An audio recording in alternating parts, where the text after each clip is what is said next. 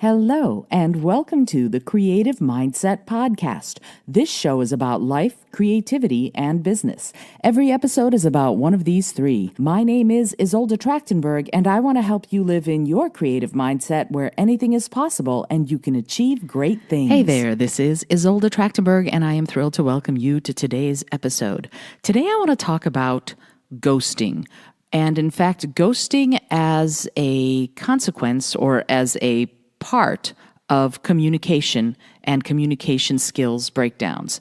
I started thinking about this when a Facebook friend, Sasha Nelson, posted about it and asked what people thought of ghosting and what it meant. And I wrote this long comment about what ghosting means to me and why sometimes people do it for a positive result, and because that's what she asked for. And so I wanted to share some of those thoughts with you. So let's talk about ghosting. What is ghosting? When a person cuts off all communication with a friend or other friends or a person they're seeing, dating, with no warning and no notice beforehand, right?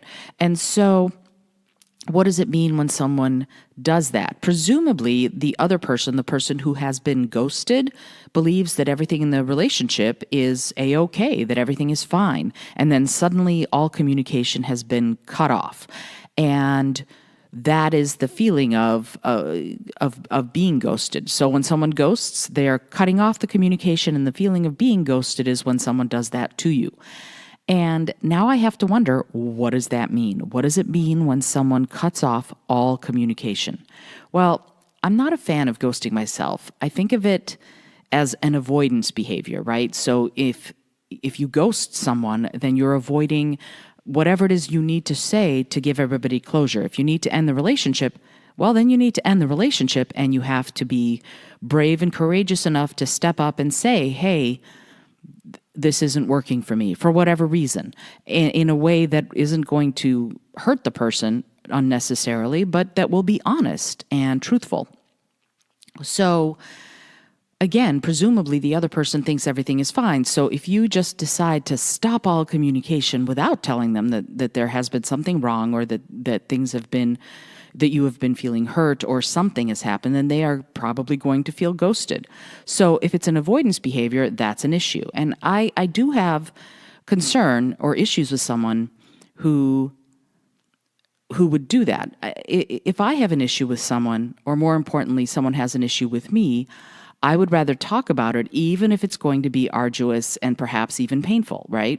Having said that, I want to talk about when, quote, ghosting, unquote, might actually happen in a way that isn't, I just don't care about that person and I'm just going to stop all communication.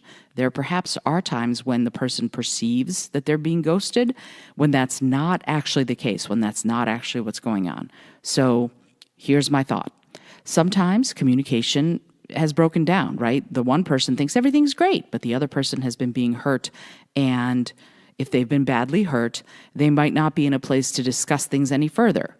Or they may have tried to say, hey, that hurt me, and the other person might not have been in a place to hear it. So that person is still operating under the everything's A-okay paradigm, but the person whose feelings got hurt feels unheard. And if that happens long enough and hard enough and far enough, then, quote, ghosting, unquote, might occur. So for me personally, I would rather keep talking than walk away. And you could ask my husband about that, how many times I've kept trying to keep talking while he would have rather taken a break. So to protect yourself, a person who might want to step away and stop communicating. You know, just, hey, my feelings have been hurt. I've tried to say something and the other person hasn't paid any attention, or worse, put it back on me as if it's all my fault, or I'm, quote, too sensitive, and therefore I will just stop communication because it's not good for me. Now, good communication skills would indicate that instead of disappearing, the person would say something like, hey, my feelings are hurt and I'm not in a place to talk to you right now. I'd like to take a break. Can we talk about this again at some point? Say a week? How's next Monday? And giving that concrete time frame is a really good thing. And here's why. That would allow the person who is hurt to have time to process, but not leave the other person hanging sort of in the dark and full of uncertainty. But let's face it, when tensions and passions are running high, we don't always have our mature, emotionally intelligent hats on. So, what looks like ghosting happens. Many years ago, I had it happen that I thought someone ghosted me, and it turned out they thought I ghosted them. And neither one of us reached out to communicate. We were both very young, and this is what happens sometimes. And we weren't sure when we finally did meet to talk about it. We weren't sure which one of us had started anything. We weren't sure what the order of the events had been. We just knew that we both had hurt feelings and we didn't have a way of dealing with it. So we both felt hurt, and neither one of us had the maturity to discuss things openly and honestly. And so that looked like ghosting to both of us, when it actually wasn't. That wasn't what really was going on, because things weren't okay with both of us. And because of that little caveat that ghosting sort of needs to happen, I think it can be called ghosting when the other person thinks everything is great. That's the problem, right? So then you don't have a way of addressing it. Sometimes I'd bet that ghosting is a big misunderstanding where neither party has communicated effectively. And what does that mean? It means that what we can do for ourselves and each other is figure out what's going on. If you feel like you are done with a relationship for whatever reason, the key, the duty you have, and I think we all do, is to say something, is to say, you know what, this is how I'm feeling, this is what's going on, and I need to step away. If you feel like everything is great and someone ghosts you, you know what, here's what you do.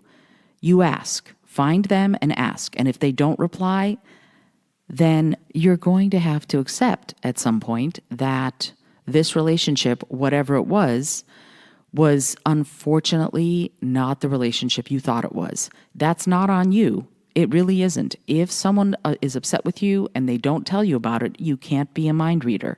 And if someone decides to be callous and end a relationship just because, you also can't be a mind reader, but you can't take that on yourself. You have to look at that other person's maturity level. If they weren't mature enough to say, hey, I need to step back from this relationship or this friendship, then they're not a good person for you to hang out with anyway. I know that sounds like I'm your mom and I'm saying that, and I'm not trying to sound like your mom. Well, if they're not nice to you, then they're not people you want to hang out with anyway. But you know what? That's a golden rule. Be certain that the people you're with are the people who want to be with you. What's wrong with that? What's wrong with saying, hey, this is someone I want to be with, and if they want to be with me, great. And you will feel the difference. If you aren't getting what as good as you're giving, then you have to at some point step away. And again, find the courage to say what you need to say instead of just disappearing, but you have to take care of yourself. This is not talking about abusive relationship. Of course, if you are in an abusive relationship, of course you need to get to safety. I'm talking about if you're done, be done. But remember, if you're not feeling welcome or if you're not welcome, leave. There are much better places for you to be, and you don't need that essentially negative energy around you. And then also, there's another idea that I live by. Give the gift of your absence to those who don't appreciate your presence. So if you feel like someone has ghosted you, if they don't appreciate you, then be out, Hey, I'm out. That's all good. If they're not communicating, they don't deserve you.